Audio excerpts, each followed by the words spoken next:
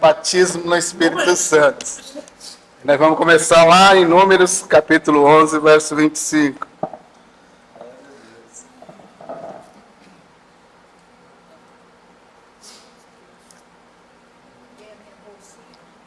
Diz o texto assim: Então o Senhor desceu na nuvem e lhe falou, e tirando do Espírito que estava sobre ele, o pôs sobre aqueles 70 anciãos.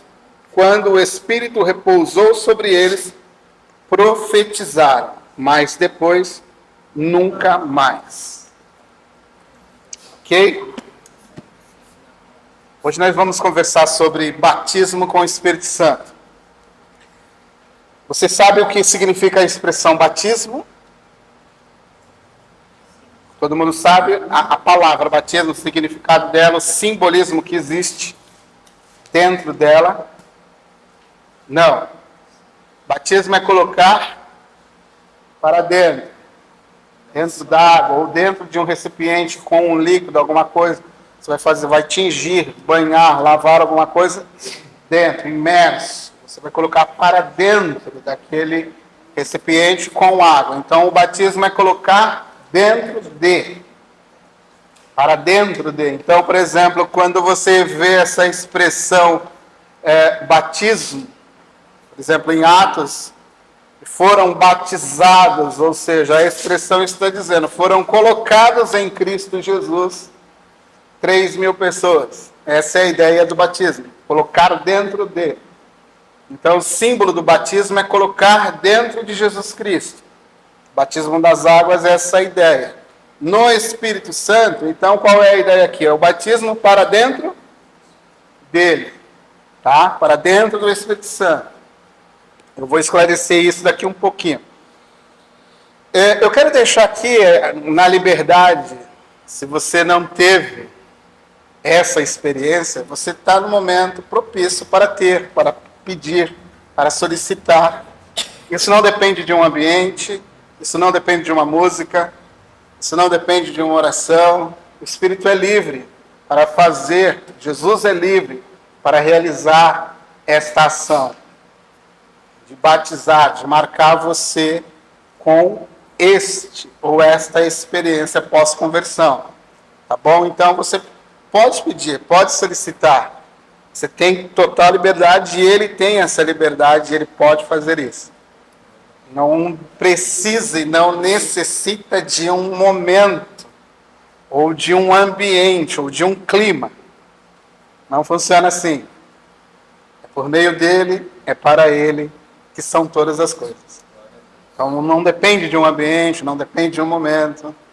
Então eu poderia aqui citar várias, diversas experiências de batismo, da experiência do batismo com o Espírito Santo, sem um momento litúrgico, dentro de um ambiente cultico, de igreja. Por exemplo, o meu batismo com o Espírito Santo, ele acontece num sábado à noite, após uma santa ceia, junto com os amigos, após um culto, estamos brincando, conversando, comendo uma pizza, jogando conversa fora, e de repente, fomos dar as mãos para orar para ir embora. Isso era por volta de umas 11 horas da noite. Demos as mãos, começamos a orar, Senhor, abençoa fulano, ciclano, nos guarda, nos leva para a nossa casa. Aí um entre nós disse assim, vejo uma bola de fogo, estou tendo uma visão, e Deus vai batizar algumas pessoas com o Espírito Santo.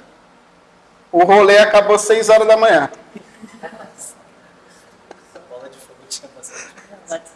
Meu irmão, você não sabe o que aconteceu. Isso foi dentro de um apartamento. Não tinha música. Não tinha cântico. Quando ele veio sobre nós. Mas quando ele veio sobre nós, houve cânticos, houve unção, houve profecia, houve língua estranha, dentro de um apartamento, num prédio, onde até hoje a gente não entende como os vizinhos, zelador, síndico, ouviu nada do que aconteceu. Porque aconteceu coisa ali dentro. Era nego caindo, era sofá virando. Imagina, quem estava embaixo, quem estava em cima. Nego caindo, batendo na porta. de entrar para o apartamento.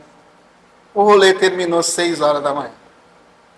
Todos foram cheios. Todos foram cheios. Mas não estava perseverando em oração, estava perseverando na polícia. É isso que eu estou falando. Não existe momento. Não existe um jeito. Não existe uma mecânica. Ele é livre. Vai depender do seu desejo, da ação dele, da sua busca, do propósito dele. E isso é para todos. Não há aqui mérito ou pessoas que tenham méritos melhores ou piores. Há um desejo do coração. Isso é um fato. Essa foi uma. Eu poderia te dar mais umas 20 aqui, diferentes. Por exemplo, agora nós tivemos uma reunião, na terça-feira, na sede, sobre o movimento do Espírito Santo. Foi isso? Luiz orou pela unção, tá? Pela graça do Espírito Santo, aquela coisa toda. Aí eu recebi de um amigo, ele mandou o vídeo para mim. Ele mora em São Vicente. Os filhos, todos sendo batizados. Na sala de casa. Eles não estavam no culto. Eles estavam vendo online. Terminou a apresentação online, eles continuaram. Ele falou, André, nós varamos para lá de meia-noite. Os meus filhos cantando, falando em línguas. Minha esposa, eu. Um ambiente de sala. Não há distância, não há limites. Não há barreiras. Busca. Ele pode fazer isso nessa manhã. Você participou de uma enquete. Quem participou da enquete no grupo? Quem respondeu? Se não me falha a memória, vocês foram os melhores. Glória. Se não me falha a memória. Porque eu acho que a maioria aqui de vocês, se não me falha a memória, pode consultar depois lá para mim, se quem puder consultar. Eu acho que a maioria de vocês respondeu capacitação. Capacitação. Boa parte. Eu acho que não teve ninguém respondendo, não lembro bem. Que eu fiz essa pesquisa em vários Eu ambientes. achei ela uma pegadinha. Mas eu fiquei com a capacitação. Mas eu vou compartilhar com você o resultado, tá bom? A pesquisa, ela levou em consideração, a maioria não, só vi a maioria. Foi capacitação a maioria? Missão, fim dos tempos. Isso. Capacitação teve 10 votos. Então tá bom. Essa foi a maioria, né? E Então aí, vocês foram bem. Regeneração, 2 votos. E acesso aos dons. Você vai entender porque vocês foram bem. 70,43 pessoas. Ó, 71,43 das pessoas pesquisadas. Nós temos aí uma gama de quase 100 pessoas sendo pesquisadas. De uma forma mais particular. 71,43 não associaram o batismo com o Espírito Santo com capacitação ou missões. 71% das pessoas. Isso é muito alto. Significa que 71% desconhece a palavra. Ou desconhece a sua própria tradição pentecostal. Tem um versículo que diz, permanecer em Jerusalém até que o alto seja revestido de poder. É isso aí. Eu peguei nesse texto. Eu peguei para... É isso aí. A maioria não entende isso. Por exemplo, 31,87 vão associar regeneração. Batismo com o Espírito Santo com a regeneração. E aqui também é um problema seríssimo. Não é. 39%. Aí é a grande maioria vai se encaixar aqui. Dividindo em 71, a grande maioria vai se encaixar aqui. 39,56 vai afirmar que batismo com o Espírito Santo é acesso aos dons. Missão e final dos tempos. 28%, o menor grupo. Vocês estão dentro deste grupo. O menor grupo. Então, o conhecimento da palavra... 28,57 vai afirmar que batismo no Espírito Santo é capacitação para missão e serviço. Ok? Eu coloquei um esboço, se você quiser acompanhar, eu vou entrar agora nessa questão sobre os esclarecimentos necessários Por que não é nem regeneração, nem acesso aos dons? Sobre esse ponto que eu vou tocar agora. O terceiro ponto, eu vou explanar o que é essa capacitação. O que isso significa? Dentro do contexto pentecostal, da tradição pentecostal. O que isso significa dentro do contexto de Atos e do Evangelho de Lucas. Tá bom? Então, o primeiro ponto aqui. Esclarecimentos necessários. É preciso ter clareza disso. É necessário compreender isso. Que batismo com o Espírito Santo não tem nada a ver com regeneração. Regeneração é o processo de transformação interior. Aonde Deus entra em meu coração morto pelo pecado, pela minha natureza pecaminosa, e dá um start e me faz retornar à vida dele para viver com ele como filho de Deus. Regeneração, ele transformou o coração pecaminoso morto em um coração vivo, disposto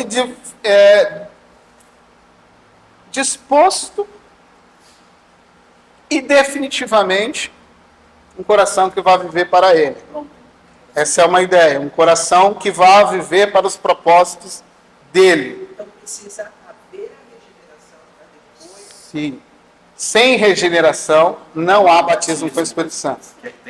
Então, a literatura, a nossa literatura pentecostais, os documentos, as sistemáticas pentecostais, elas sempre vão apontar que batismo no Espírito Santo é posterior, é depois da regeneração.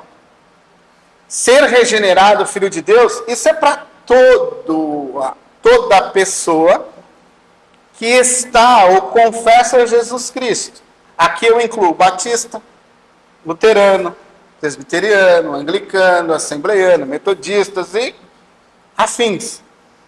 Qualquer pessoa que confessa o Senhor Jesus Cristo, salvo por ele, é regenerado e torna-se filho de Deus. A todo aquele que o recebeu, deu-lhes o poder de serem transformados em filhos de Deus. Então, batismo com o Espírito Santo não é regeneração, nunca foi. Segundo ponto, você precisa ter isso em mente aqui. Batismo com o Espírito Santo também não é acesso aos dons. Isso faz parte do combo. O Espírito que está aqui batizando é o mesmo Espírito que concede dons. Mas os dons do Espírito é dado a todos. Abra o texto de 1 Coríntios 12, verso 7.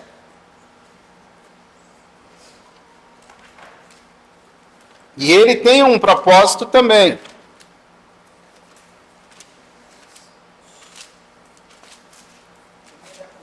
Primeira Coríntios 12, verso 7. Pode ler. E para que não me soberbecesse com a grandeza das revelações.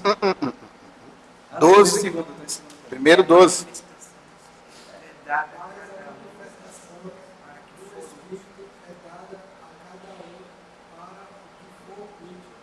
A manifestação do Espírito é dada a cada um para o que for útil.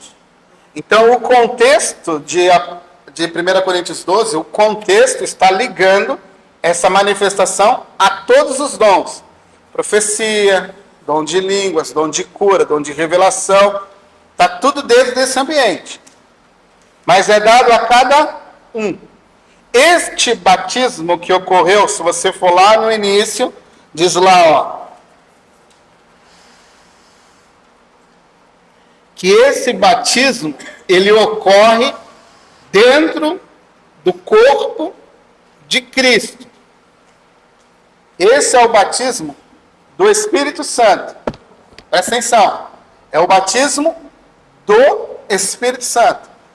Ele está nos colocando. O Evangelho chegou até a Patrícia. Patrícia confessou o Senhor Jesus Cristo em arrependimento e fé. Deus regenerou e transportou ela para dentro do corpo de Cristo. O batismo é essa ação é toda uma ação do Espírito Santo. Aplicar a obra da cruz no coração, na mente, a Patrícia, e conduzi-la para dentro do corpo de Cristo. Aí ele faz parte, ou entra no ambiente da igreja universal, da igreja católica, que está espalhada por esse mundo. Quando ele quiser se manifestar para a edificação do corpo de Cristo, ele pode usar a Patrícia em dom de profecia, em dom de cura, em dom de administração, em dom de socorro, que são os menos falados, de misericórdia, de dar assistência a alguém, de suportar, auxiliar alguém em um socorro, um dom de cura. Ela pode orar por alguém e o Espírito Santo, por meio dela, manifestar. Isso é dado a todos que estão dentro do corpo de Cristo. Não existe aqui agentes especiais. O que existe aqui é a convocação. Busque os melhores dons. Você vai buscar para que ele também possa lhe manifestar esse dom em momentos específicos, em lugares específicos. Ninguém tem todos os dons, por isso que faz parte de um complemento um dos outros dentro do corpo de Cristo. Alguns administram bens, outros ensinam um pouco melhor, outros oram por cura, como ninguém vai orar e ver se realizar. Mas às vezes o cara que cura não será um bom mestre, muito menos um bom profeta, às vezes, sendo usado pelo Espírito Santo. Por isso que é um conjunto onde o Espírito vai se manifestando a cada um, para que no todo a igreja seja edificada. Então, batismo no Espírito Santo não é o acesso aos dons. O acesso aos dons já é existente, pontual, a partir do dia que você nasceu de novo. Você já pode, até sem saber, manifestar um dom por intermédio do Espírito Santo, sem nem fazer noção ou menção ou ideia de que aquilo está ocorrendo por uma ação do Espírito Santo, sendo em você ou através de você um dom sendo exercido, sendo exposto. Fale. Necessariamente, não é preciso que a pessoa, para manifestar um dom do Espírito, seja batizada no Espírito. Não. É isso que Paulo deixa claro aqui. Todos estão dentro deste bojo, do corpo de Cristo. Porque isso não é algo que eu estalo os dedos e faço. Observe o que o texto diz. É a manifestação do Espírito. Então é quando ele vê a necessidade naquele ambiente, ele precisa se manifestar daquela forma específica. Então talvez ele possa ter, ou você possa ter descoberto em você esse dom. Um dom específico dentro desse quadro aqui dos dons. Que está em Romanos, Coríntios e também em Efésios. Não é só em 1 Coríntios 12. Algum desses dons ele pode se manifestar para a edificação do próprio corpo de Cristo. Isso não necessariamente tem alguma coisa a ver com o batismo com o Espírito Santo, no Espírito Santo. Mas é uma manifestação do Espírito também. É que a gente não pode aqui confundir. Porque o que Paulo está falando aqui é uma outra coisa. Ele já está falando de uma natureza, da natureza da eclésia, da igreja.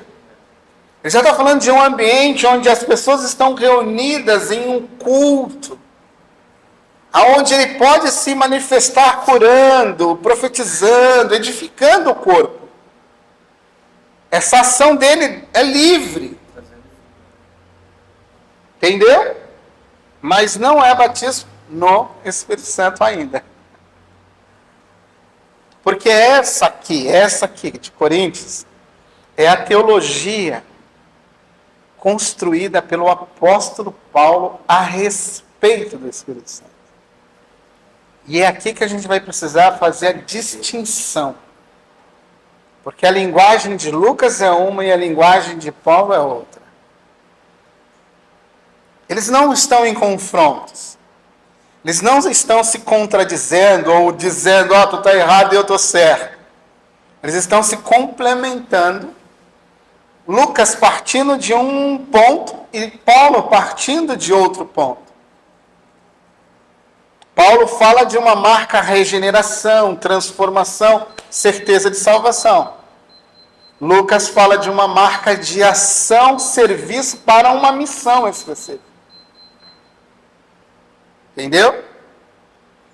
Então você já sabe duas coisas. Não é regeneração e não é acesso a dons.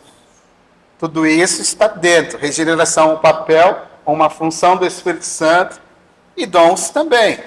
Ele não está perdendo nada, mas a gente precisa colocar as coisas no seu devido lugar. Eu não posso colocar a alimentação junto com os produtos de limpeza. Não é isso? Quando você faz as suas compras, você separa. O produto de limpeza vai para um lugar específico. A alimentação fica em um outro lugar específico. Se você colocar, mistura tudo, um contamina o outro. Daqui a pouco você está comendo arroz com gosto de detergente, veja. Não é assim que funciona. E você precisa entender que o autor é independente e a gente vai entrar nesse ponto agora.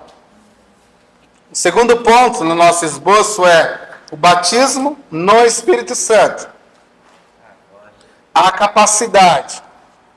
Talvez o que eu fale aqui seja algo para alguns já batido, para outros algo novo. Mas eu acredito que você precisa, nós, como Igreja do Senhor Jesus Cristo, precisamos reciclar. Precisamos olhar, reler, analisar. Então, muita coisa do que temos sobre batismo com o Espírito Santo, nós estamos falando de época de 1960, 1940, 1970. Foram as primeiras obras mais robustas que saem fazendo menção, 80. Mas muita coisa já mudou. No sentido, aprimorou-se a ideia. Ela ficou muito melhor. Ela ficou muito mais robusta. Porque nós éramos acusados de diversas coisas. Que não tínhamos uma teologia própria. Que a nossa teologia é um puxadinho da teologia reformada. Que sem a teologia da reforma nós não era ninguém. Que a gente teve que pegar deles, dar uma ajustada aqui e ali. O que aconteceu é que nós fomos estudar. Nós fomos à academia. Nós fomos apresentar teses. Nós provamos algumas coisas. Então, o pentecostalismo começou a ganhar uma força. Começou a ganhar gordura. Entendeu? No ambiente acadêmico. E isso precisa chegar até você, porque na maioria das vezes nós somos acusados de coisas que às vezes a gente só não sabe responder. Entendeu? Não é que eu e você não tenhamos bons conteúdos. Pelo contrário, temos. E às vezes a gente só não consegue ter acesso a isso. Mas vamos lá. Primeiro ponto aqui, ó. Batismo com o Espírito Santo, tá? É uma capacitação. Mas eu preciso destacar a diferença entre Paulo e Lucas aqui. Por isso que eu comecei lá em Números. Porque a teologia de Lucas, ela ecoa a partir de Números. E ela vem até que ela chegue em Atos 1. Até que ela chegue em Jesus. Então ele vem ecoando isso. Você viu que Números, você percebe que foi retirado de Moisés um espírito e colocado sobre. Essa expressão sobre, ficar em Jerusalém até que sobre vós. Descerá, Maria, descerá sobre O Espírito. Jesus vai ao batismo, o Espírito desce sobre. Então a linguagem, ela é totalmente vinda, tendo a sua origem lá no Antigo Testamento. Então há materiais robustos, onde os autores vão puxar isso lá do Antigo Testamento, mostrando essa ação do Espírito sobre todos. Há uma promessa do Antigo Testamento. Qual é a promessa? Joel. Chegará nos últimos dias o Espírito, será derramado sobre toda. Isso é o que Moisés ecoa. Olha, Moisés, estão profetizando lá. Oh, meu filho. As traduções antigas dizem, oxalá, que todos profetizassem. Que maravilhoso seria que esse Espírito que está sobre mim descesse sobre toda a congregação. Mas essa é matéria para o futuro. Isso é algo que vai acontecer no dia de Pentecostes. Será que ele discerniu isso? Lucas? Moisés. Não, Moisés não, mas Lucas sim. Lucas vai captar toda essa ideia da tradição judaica. O próprio Pedro interpreta também, né? Ele está bebendo dessas fontes. O problema é que eu e você achamos que isso é uma novidade para Lucas. Mas Lucas está investigando uma tradição judaica que faz menção do derramamento do Espírito sobre toda a carne. E ele vai fazer uma defesa, aí ele entra aqui como meu primeiro ponto. Lucas como um teólogo e historiador. Lucas não é só um historiador, ele também é um teólogo. Teólogo aqui é qualquer trabalho que você desenvolva mentalmente, por escrita, por vídeo, quando você tenta falar alguma coisa sobre Deus. A teologia em si, fazer teologia, é você pensar em Deus e tentar explicar isso de uma forma racional. Teós, a logia, o assunto, o estudo, né? Que você faz acerca de Teós, Deus. Ou do Espírito Santo, ou da salvação. Escatologia, soteriologia. É o discurso, o assunto, o debate, o ensino sobre o fim dos tempos, sobre salvação, sobre o Espírito Santo. O que Lucas está fazendo aqui, em um dos seus pontos, é desenvolver uma teologia própria sua do Espírito Santo. Como é que Lucas vê isso? Ele vai buscar na história, historiador. E vai narrar isso a partir de uma ideia comum, a narrativa. Ele escreve uma narrativa, um relato, descrevendo e pontuando algo importante e, ao mesmo tempo, desenvolvendo a sua teologia. Então, por exemplo, você pode colocar, quando eu falo de um papel ou um documento, eu posso colocar isso, por exemplo, numa dissertação. Posso fazer uma dissertação a respeito de um assunto. Mas eu posso fazer desse assunto uma história. E colocar todo aquele meu argumento criando uma história. Eu posso usar também uma poesia. São gêneros literários diferentes. Então Lucas escolhe um gênero literário e dentro desse gênero literário ele desenvolve a sua teologia acerca do Espírito Santo. Então Lucas ele é um autor ou um teólogo independente. Por que eu preciso ressaltar isso aqui? Porque a grande acusação E o grande problema aqui é que quando a maioria dos teólogos, principalmente da linha reformada, vão tratar o texto de Lucas, eles fazem isso a partir de um olhar de Paulo. Entendeu? Eles olham Lucas e falam assim, Lucas legal, mas eu só posso entender Lucas a partir de Paulo.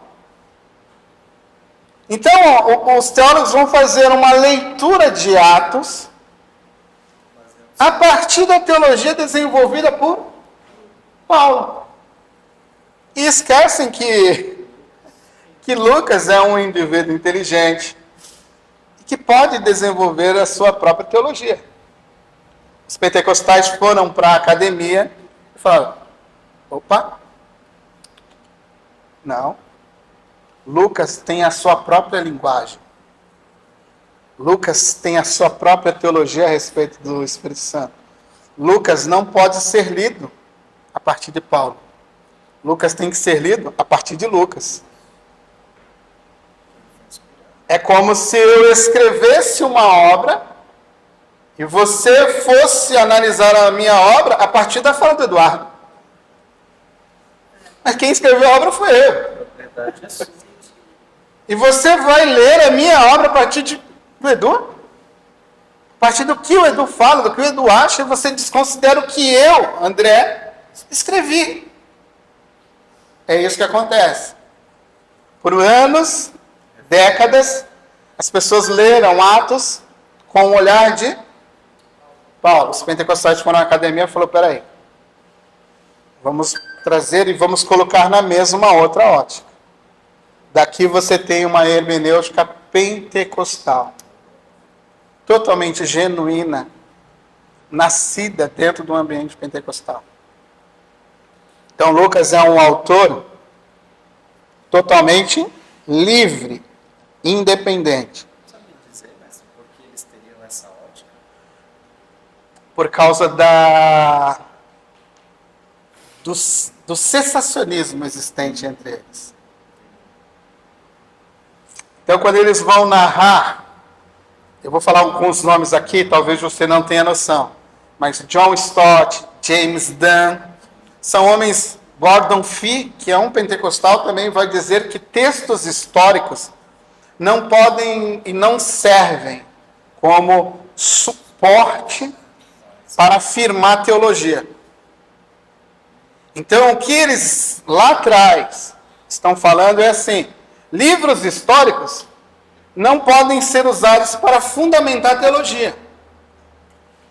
Então, John Stott, num livro chamado A Plenitude do Espírito Santo, ele diz isso.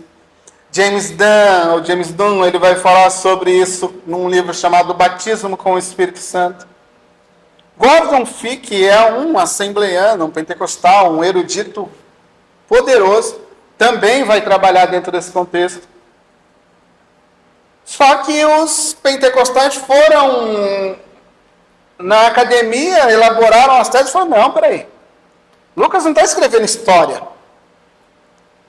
Guardem isso. Lucas está escrevendo uma história teológica. Ele não é um historiador que quer me trazer detalhes. Ele é alguém que usa a história para enfatizar a teologia dele. Quantos já assistiram as Crônicas de Nárnia aqui? O filme. Quem lembra da cena do leão na pedra? Sim. O que está sendo contado ali? Mas ele te disse que era o sacrifício? Mas você entendeu que era o sacrifício. Ele narrou por meio de uma história, uma fábula. Ele criou um ambiente de mitologia, de fábulas, de duendes, de animais híbridos e colocou o cenário da morte e ressurreição de Jesus Cristo naquele ambiente. Só que ele não te disse isso. Mas quando você leu, você falou, cara, isso aqui é a morte de Jesus Cristo. Porque nas entrelinhas, a teologia dele está lá. C.S. Lewis, ele não proclamou o evangelho para você de uma forma aberta para as crianças, porque ele escreve para crianças. Mas a criança, quando lê os evangelhos, vai lembrar e vai fazer a conexão. O leão da pedra foi morto pela feiticeira no lugar. Substituição. Você tem tudo ali. Isso é o que Lucas está fazendo. Então, o texto de Lucas, o Evangelho de Lucas e o livro de Atos são histórias teológicas. São histórias que, por trás dessas histórias, você tem um argumento teológico e uma teologia sendo desenvolvida. O engraçado é que as pessoas, por exemplo, aqui, os reformados vão dizer assim, peraí, não existe dois batismos. É um único batismo. Aí eles vão falar lá de Paulo. Do batismo dos dons, lá dentro do corpo de Cristo. Não há dois batismos. Há um único batismo. Então esse batismo de Atos, eles vão dizer assim, é um batismo de salvação. De inauguração da igreja. É o batismo onde a igreja inaugurada, a comunidade salva do Senhor Jesus Cristo, começa a ter corpo, começa a ser apresentada no mundo. Isso é o que alguns teólogos reformados vão enfatizar. Aí veja esse relato aqui. Abro aspas. O batismo do Espírito Santo é duplo. Primeiro, há o batismo pelo qual todos somos colocados dentro do corpo de Cristo. Lembra da regeneração e ser colocado? Primeiro batismo. O segundo, ele é externo, ele é evidenciado por causa da vocação, do testemunho, dos dons que vão sendo acompanhados. Então, este é o segundo. Assim como o batismo nas águas, nós somos encharcados com isso. Ou seja, nós somos colocados dentro disso e saímos encharcados. É como se você colocasse uma roupa seca dentro de um balde de água, quando você puxa aquela roupa, ela vem o quê? Pingando. Então esse autor está falando isso. O primeiro, para dentro do corpo. O segundo, é um outro batismo, quando somos batizados dentro dele, saímos dele encharcados, pingando. E isso começa, ou tem uma evidência, em um falar em novas línguas. Este último batismo não é necessário. Batismo no Espírito Santo. Ele não salva. Batismo com o Espírito Santo não salva ninguém. Você já é salvo. Então o que o autor está falando, ele não é necessário para a salvação. Mas ele é tão necessário porque ninguém poderá ser salvo sem ele. Porque ele vai falar da proclamação. Não é que o batismo com o Espírito Santo não salva. É que o batismo com o Espírito Santo, ele é essencial para o testemunho. Você entendeu? A ousadia para testemunhar entre as nações. Isso é poder do Espírito Santo. Quem falou isso aqui? Na Reforma Protestante você tem possivelmente 3 homens que são pilares da Reforma. Martinho Lutero, João Calvino e Ulrich Zwinglio. Zwinglio foi o camarada que escreveu isso aqui no período da Reforma Protestante. Lá em 1500 e bolinhas, Zwinglio já está falando há 2 batismos. Um reformado de peso está dizendo há 2 batismos. Há 500 anos atrás. Então não é modinha de pentecostal. Entendeu? Não é moda de pentecostal. Então Lucas escreve um texto que é uma narrativa, histórica e teológica. Até aqui tudo bem? Está todo mundo vivo aí?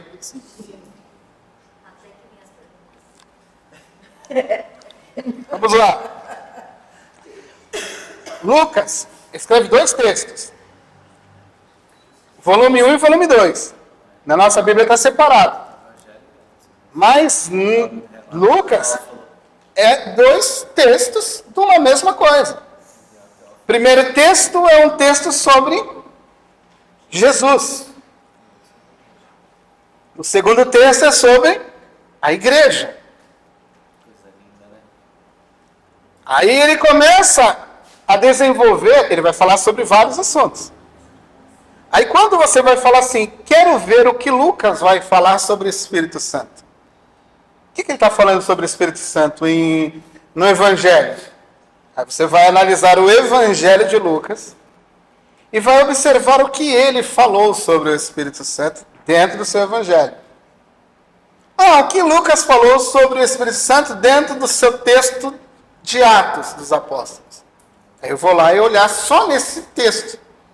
Então os pesquisadores começaram a analisar. Vamos ver o que Lucas fala sobre o Espírito Santo dentro do texto de Lucas. É fenomenal. Tudo é ação do Espírito Santo. Se você quiser anotar aí, eu vou deixar os textos para você ler, para não ficar cansativo para você. Mas, por exemplo, se você quiser anotar Lucas 1, aí verso 15, verso 17, verso 35, verso 41 e verso 67. Isso é Lucas 1. Lucas 2. Entre o verso 25 ao verso 27. Lucas 3, verso 16 e verso 22. Lucas 4, verso 1 e verso 14. Lucas 10, verso 21. Lucas 11, verso 13. Lucas 12, verso 10 e verso 12. Todos esses textos está levando em consideração toda uma ação do Espírito Santo sobre alguém, realizando, por exemplo, o milagre da gravidez, realizando o anúncio, realizando ou efetivando o ministério de Jesus. Por exemplo, Lucas ele vai abrir o seu texto com várias menções do Espírito Santo, até que ele chega no capítulo 4 e fala, ou registra aquela velha profecia que cai justamente naquele dia que Jesus entra na sinagoga. A ele é dado um rolo. O rolo do profeta.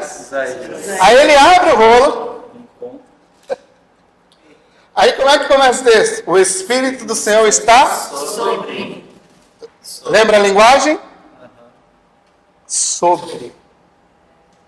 O Espírito Santo está sobre. Se você fizer um caminho, faz uma voltinha anterior, Jesus tinha acabado de quê? Ser batido. Sobre ele veio. Sobre ele. Desceu sobre ele. Aí ele vai impulsionado pelo Espírito ao deserto. Aí Lucas fecha. O que acontece aqui? Jesus tem um revestimento de poder e é enviado para proclamar o reino de Deus entre os povos. Aí se você fizer as junções, lá em Mateus fala assim, iniciando o seu ministério, começou a proclamar o evangelho do reino de Deus. Capacitar. Porque Jesus aqui é homem. Lembrando ou ecoando o que Paulo fala lá em Filipenses, não teve por ele não usou como homem sem pecado, ele foi totalmente dependente de uma ação do Espírito Santo sobre ele. O ministério da execução, da proclamação, dos milagres que vão confirmando a proclamação do Evangelho em Jesus, é efetuado pelo Espírito Santo. É o poder de Deus emanando pelo homem perfeito Jesus Cristo. Aqui nós não estamos falando da divindade de Jesus. Jesus não deixou de ser menos Deus. Aqui eu preciso pontuar que o que Lucas está destacando é a ação do Espírito Santo para um ministério de serviço e missões.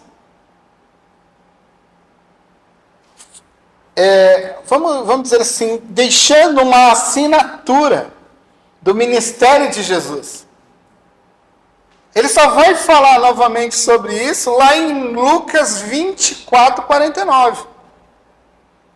Jesus já morreu, já ressuscitou, ele vai falar, olha, agora você fica em Jerusalém.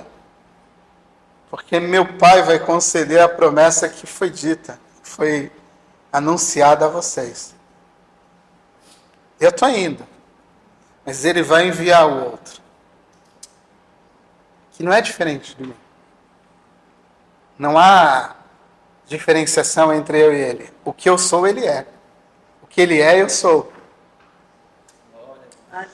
Ele vai vir sobre vocês. Da mesma forma, ecoando, ou parafraseando, ou viajando, ele está falando assim, assim como ele veio sobre mim. Assim como ele veio sobre os profetas. Assim como ele veio sobre os patriarcas. Assim como ele veio sobre gerações anteriores e veio sobre mim, ele virá sobre vocês. Aleluia.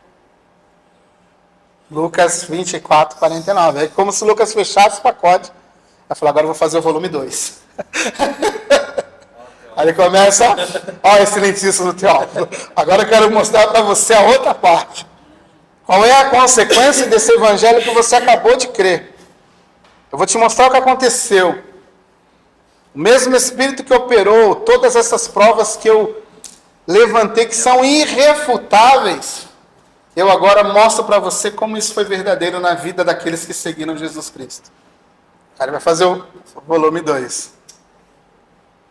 Aí ele começa a escrever a história dos Atos dos Apóstolos. Veja só. Aí você começa lá em Lucas capítulo 24, 49, sobre a promessa. Abre agora Atos 1.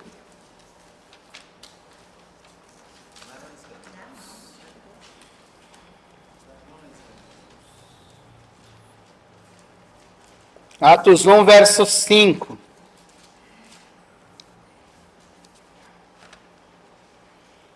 Eu estou tentando ir de uma forma lógica, progressiva e simples. Está dando para entender? Então tá bom. Que é denso o assunto, e tem muitos detalhes que eu não tenho como entrar. Veja só, Atos 1, verso 5.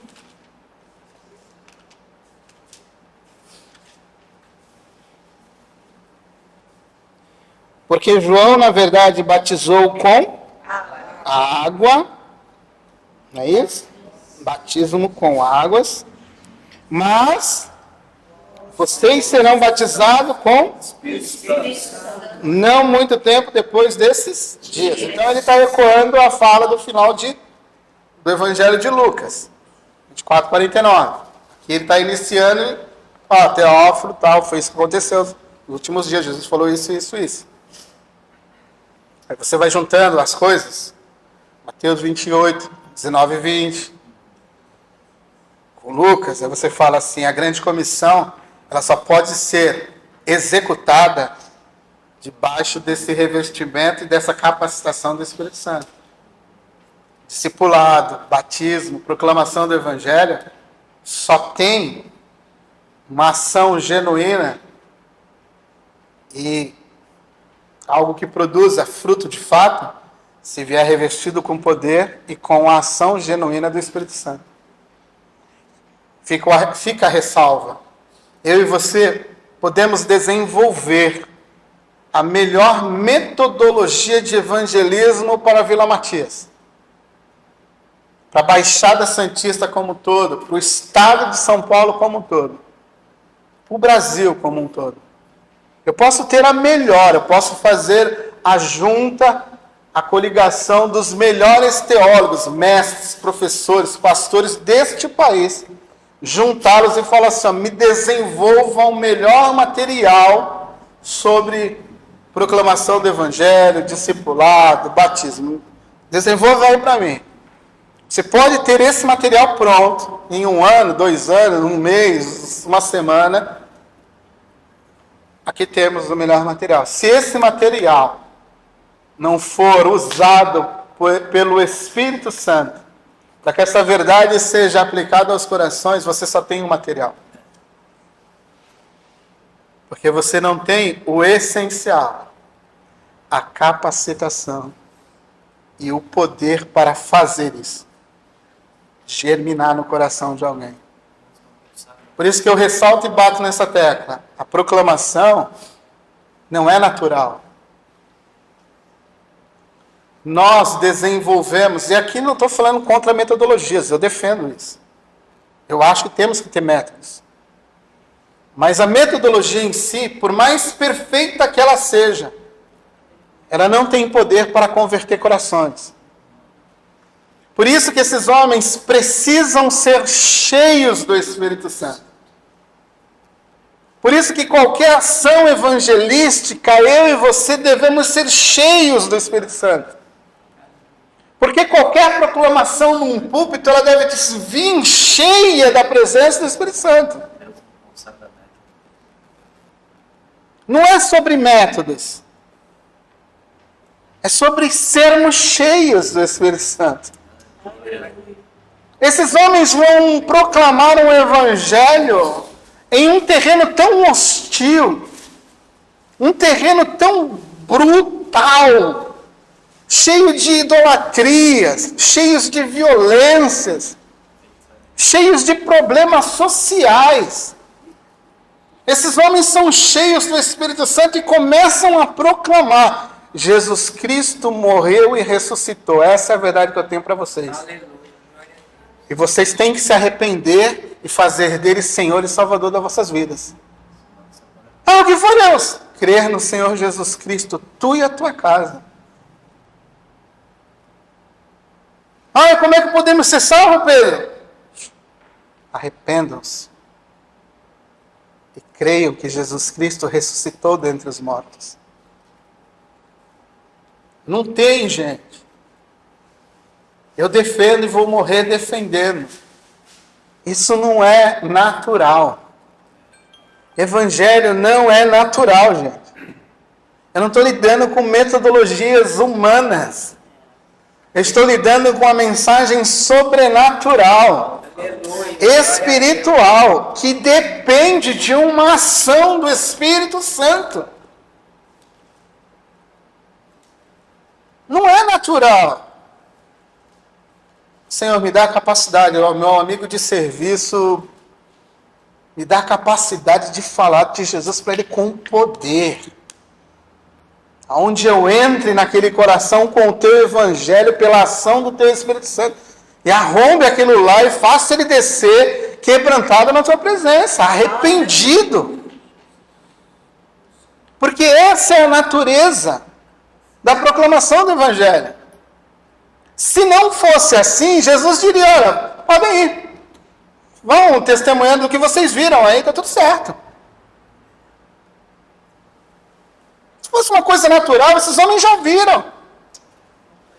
Esses homens já tocaram no Cristo ressurreto. O que era mais impactante do que isso? Esses homens tocaram nas feridas, no corpo de Jesus glorificado. comeram, beberam com ele ressuscitado. Conviveram com ele mais de 40 dias.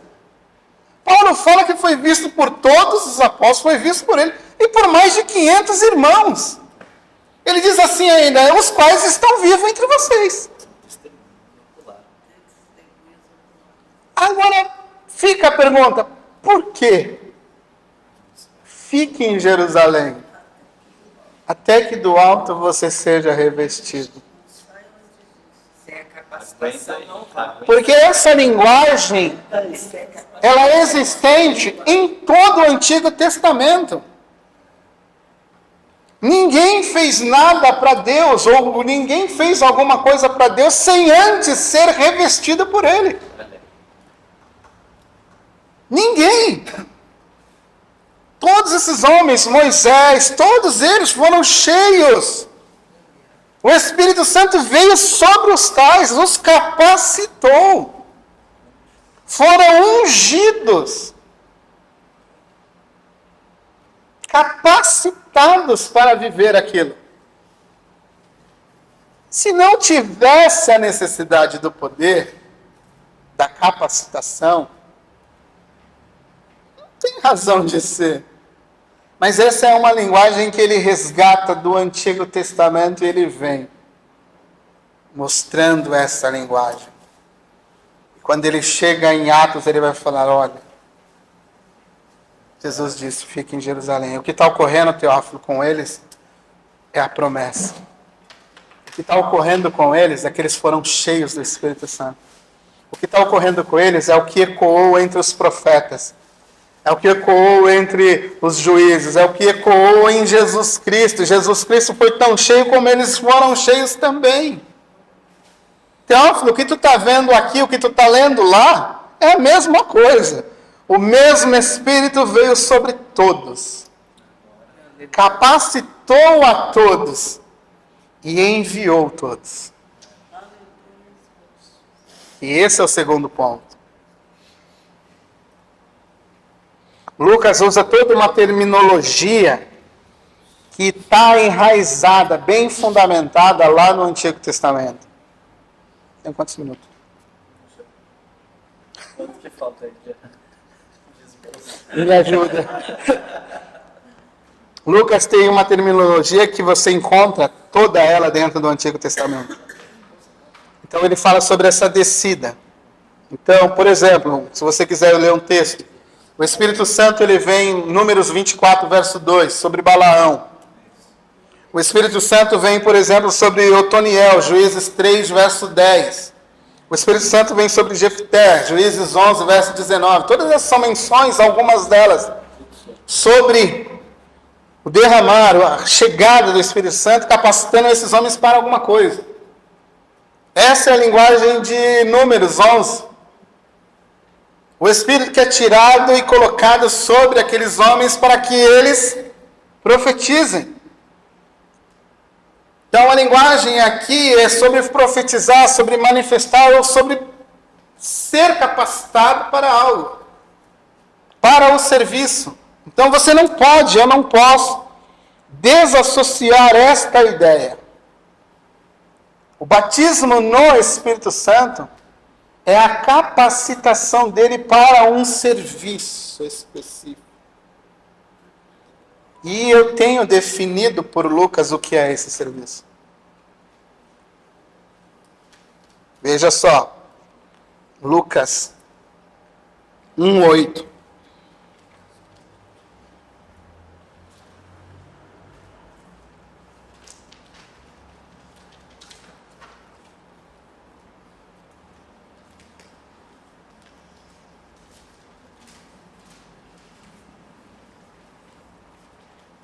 Já estou terminando, tá, gente? Para não cansar vocês.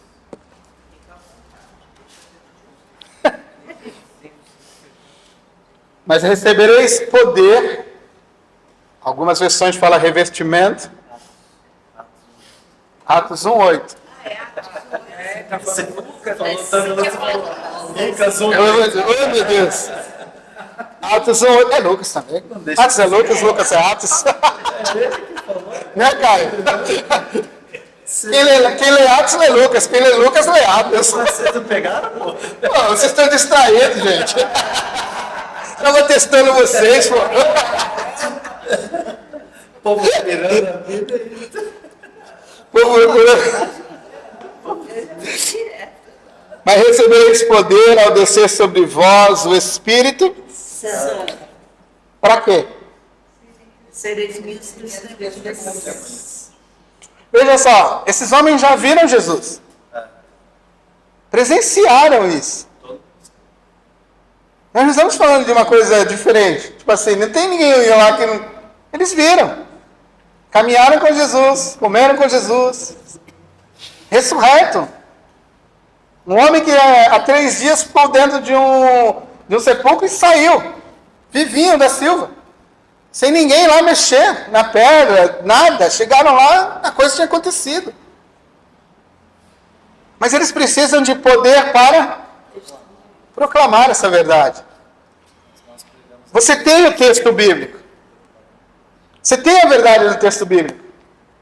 Eu tenho a verdade do texto bíblico. Mas me falta o poder para proclamar. Porque eu posso falar isso por horas.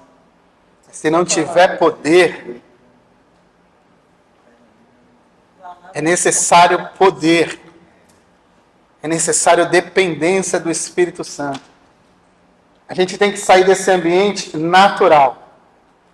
Você tem que desenvolver as melhores metodologias, você tem que desenvolver os melhores métodos, os melhores livros sobre isso. Mas você nunca pode abrir mão do poder. Você nunca pode falar assim, eu posso fazer isso. Porque se Jesus disse, Atos, Lucas registrou, é necessário termos poder. Ser revestidos de poder para uma capacidade. Então, essa experiência do batismo com o Espírito Santo, na verdade, ela é só uma porta de entrada. Ela não é a única. Ela é uma experiência que vai te evidenciar um preenchimento, mas ela também tem que ser uma constância na nossa vida. Uma busca incessante, para que você e eu sejamos o melhor esposo, a melhor esposa, o melhor amigo, o melhor irmão. Tudo isso é testemunho. O melhor proclamador do Evangelho. O melhor amigo da igreja. Tudo isso é testemunho. Ser testemunha de Jesus Cristo envolve proclamação e comportamento de vida. Essas coisas andam juntas. Só que essas duas coisas precisam de poder. Capacitação do Espírito Santo. Às vezes a gente está muito mais no natural, batendo, na porta, de forma natural. E às vezes nos falta a constância de falar, Senhor, reveste-me com o teu poder. Senhor, reveste-me com o teu poder, com a tua ação genuína. Que quando eu me comportar dessa forma, seja teu comportamento. Quando eu abrir a minha boca para proclamar o Evangelho, que seja a tua voz saindo.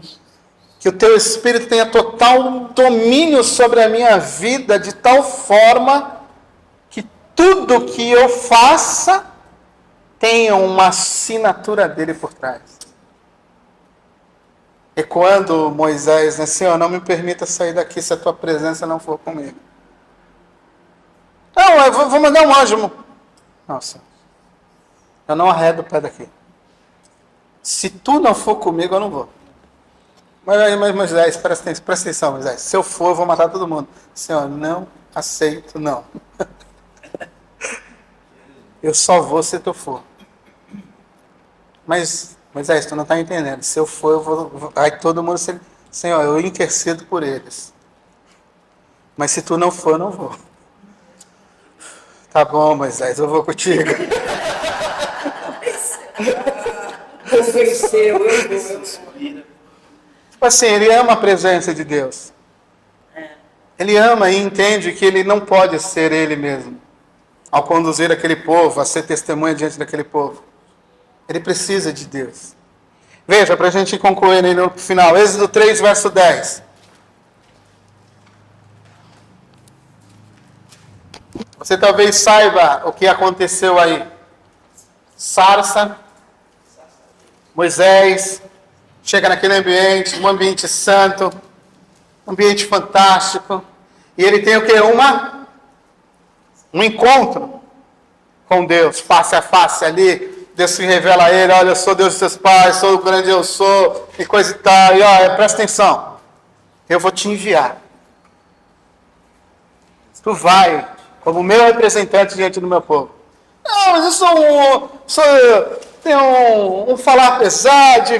Você vai, eu vou te capacitar, você vai. Aí Moisés desce como do monte? Sou o cara. Deus está comigo, velho. Deu até uma vara aqui, ó.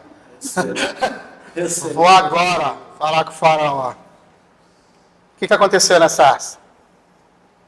Moisés teve um encontro com Deus. Por Deus foi impactado e foi o quê? Enviado. Isaías 6.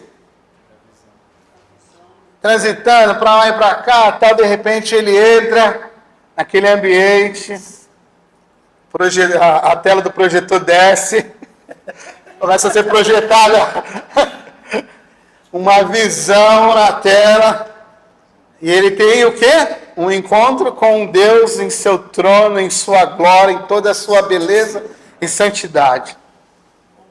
Aí ele, misericórdia. Jesus amado. Eu já estou aqui, eu vou ser.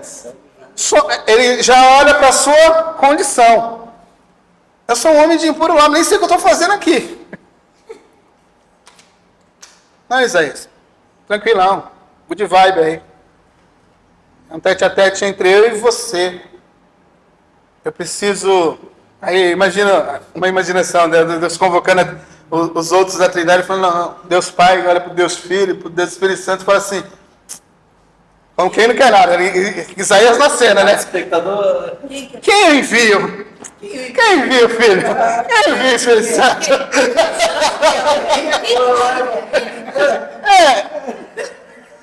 Pode ser. Se pai, Não é isso aí, não. entre ser consumido e ir, eu vou.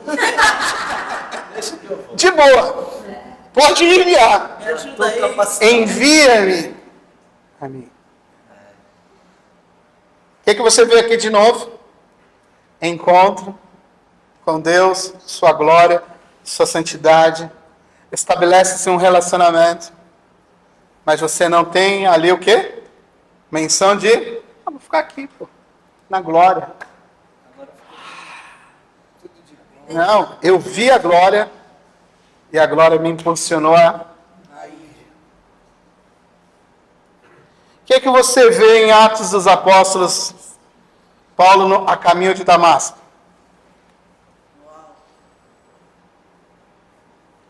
Um encontro. Paulo, para. Paulo cai ali no meio do clarão, tudo acontecendo, o projetor desceu. A visão foi estabelecida. Paulo já perdeu a visão, já não sabe mais que tá, para onde vai, se vai para a esquerda ou para a direita. Paulo. Quem é? Eu sou o Senhor a quem tu persegues, Paulo. Agora, Paulo, presta atenção. Vou te encaminhar aí para uma residência. Tu vai ficar lá quietinho, caladinho. 3 dias tu vai ficar rumiando isso aí, pensando no que tudo aconteceu. Seguinho da Silva. Aí vamos lá em Atos 9. Quebrada no pau. Já estou lá. Já está lá?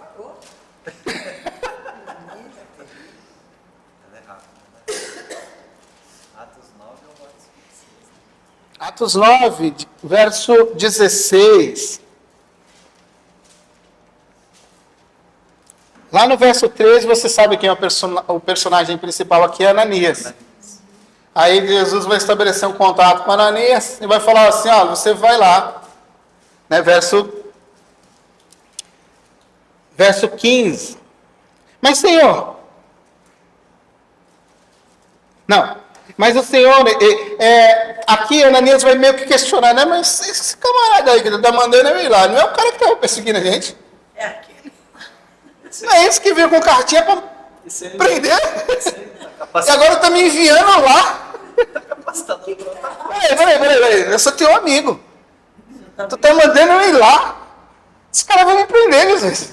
Mas, Não, Ananias. Fica na boa aí. Fica na boa. Aí vamos lá no verso 15. Vai, porque este é para mim um instrumento escolhido para levar o meu nome perante os gentios e reis, bem como os filhos de Israel. O que você viu nessas três coisas como exemplo simbólico? Todos eles se encontram com Deus. Mas o encontro não fica neles. O encontro os conduz a outros. Ezequiel. Entendeu? O encontro sempre vai levar o povo de Deus aos outros. Quando o Espírito veio sobre Jesus, Jesus foi aos povos como o Messias proclamando o reino de Deus entre os homens. Quando o Espírito veio sobre a igreja foi aos homens proclamando o Messias e o reino de Deus entre os homens. O que você vê tanto no Antigo Testamento como no Novo Testamento é que quando o Espírito vem, enche, nos leva a se conectar ou ter uma visão diferenciada de Deus, isso não fica para nós. Isso nos impulsiona a ir para o mundo. Não é sobre nós ficarmos com as sensações que ocorrem em nosso corpo, arrepios, quedas, curas. Isso tudo não acontece para nós irmos para fora. Ser cheios é caminhar. Ser cheio é ir. Não tem ser cheio ficar. Porque a linguagem é sempre ir. Para que sejam minhas testemunhas. Neste grande mundão. Lá, esse grande mundão do Império Romano. Aqui, até os confins da terra. Veja só que interessante. É sempre para que Deus possa atingir uma finalidade dele. Veja só como é interessante. Jerusalém foi o ponto de chegada de Jesus Cristo. Jesus chega em Jerusalém, morre, ressuscita e vai aos seus discípulos. Mas ao mesmo tempo que Jerusalém é o ponto de chegada, Jerusalém se tornou o ponto de partida para o mundo. Jesus não ficou retido em Jerusalém. Jesus, com o seu corpo, continua proclamando o evangelho dele ao mundo.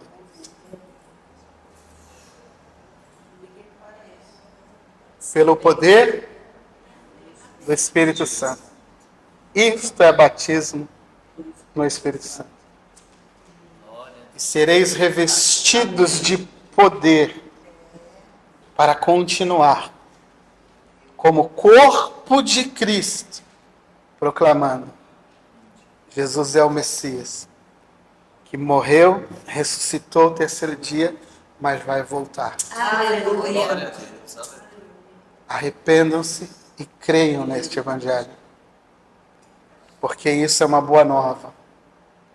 Porque não temos, como diz Pedro, outro nome a fazermos menção, a não ser de Jesus Cristo, o Filho de Deus. Aleluia. Concluo. A natureza do movimento pentecostal, ela é missionária. As raízes do movimento pentecostal são raízes de missões.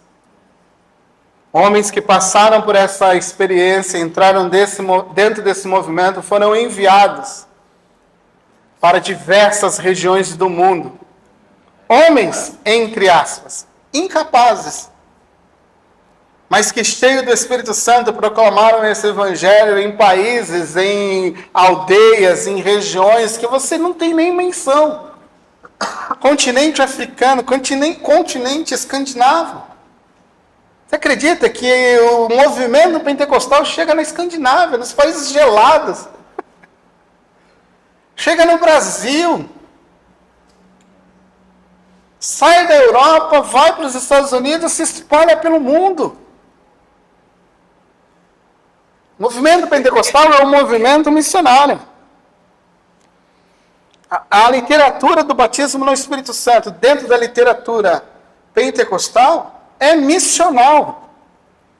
Quando você pega a literatura pentecostal e olha, lê ela, sempre está associada à capacitação para serviço e missão. Não é ficar num ambiente fechado. Não é, gente. É missão, missional.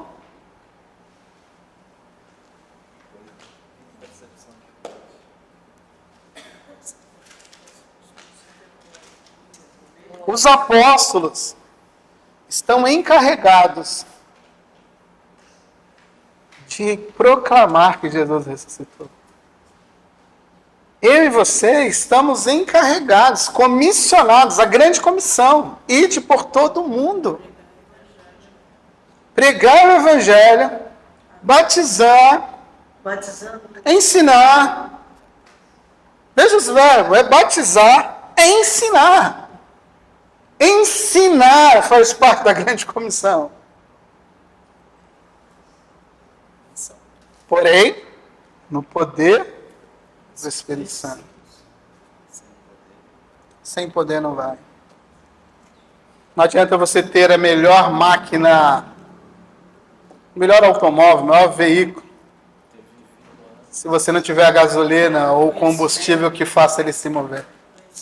Você pode ter a Ferrari de 2023 estacionada na porta da sua casa ou dentro da sua garagem. Se ela não tiver o que injete a combustão e faça ela andar, você vai bater lá e vai ficar lá, imóvel, paradinha. Batismo com o Espírito Santo, ou no Espírito Santo, é uma capacitação para o testemunho, para a proclamação, que vai revelar ao mundo a glória do Cristo que é eterno. Tornou-se homem, morreu numa cruz, ressuscitou ao terceiro dia. E colocou sobre seus pés todo o principado, ou debaixo dos seus pés, todo o principado, toda a potestade, e se estabeleceu como rei e senhor sobre tudo e sobre todos. Haja o que hajar, como diz a linguagem popular. Todos irão até ele e hão de se curvar e reconhecer que ele é Senhor sobre toda a sua criação. E isso é responsabilidade minha, isso é responsabilidade sua. Compartilhar isso com poder a este mundo caído aí fora. Amém?